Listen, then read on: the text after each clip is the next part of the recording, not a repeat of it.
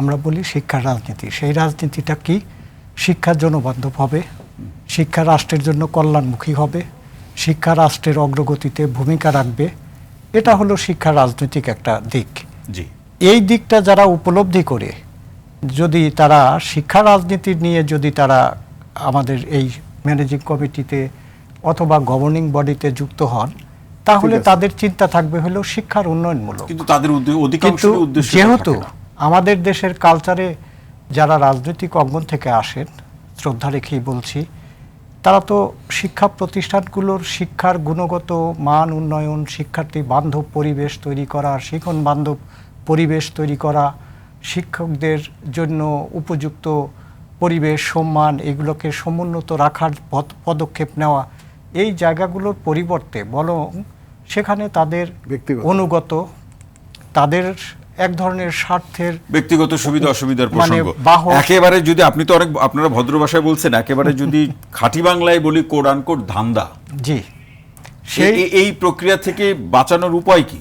এই প্রক্রিয়া থেকে বাঁচানোর উপায় হলো শিক্ষাকে শিক্ষার জায়গা রাখতে হবে, শিক্ষার সাথে শিক্ষাকে নারিশ করা, শিক্ষাকে পরিচালনা করা, শিক্ষাকে সামনের দিকে এগিয়ে নিয়ে যাওয়ার জন্য যে সমস্ত চিন্তা ভাবনা দর্শন এবং পদক্ষেপ গ্রহণ করার প্রয়োজন সেই রূপরেখা তৈরি করা, এবং এ কাজে যারা যোগ্য দক্ষ তাদেরকে সেখানে এইটা বলুন যে এই কলেজ পরিচালনা বা শিক্ষা প্রতিষ্ঠান পরিচালনা এই পলিটিশিয়ানদের কি কোনো দরকার আছে কিনা?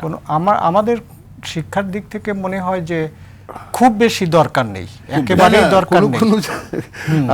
আমি একটু অ্যাড করি জিনার সাথে, আমাদের পার্শ্ববর্তী অনেকগুলো দেশে কোনো গভর্নিং বডিই নেই।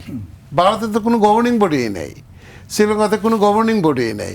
আমার সরকারি কলেজগুলোতে কি কোনো গভর্নিং বডি আছে? সরকারি কলেজগুলো তো মাউসি চালাচ্ছে, খারাপ না ভালোই চালাচ্ছে, কোনো গভর্নিং বডি নেই। এখন আপনার সময় আসছে এগুলো নিয়ে চিন্তা করার, যে আমার এখন ধরেন গভর্নিং বডি বললাম আর উঠে যাবে তাও না, গভর্নিং বডির যে রোল নাই সেখানে সেটাও না।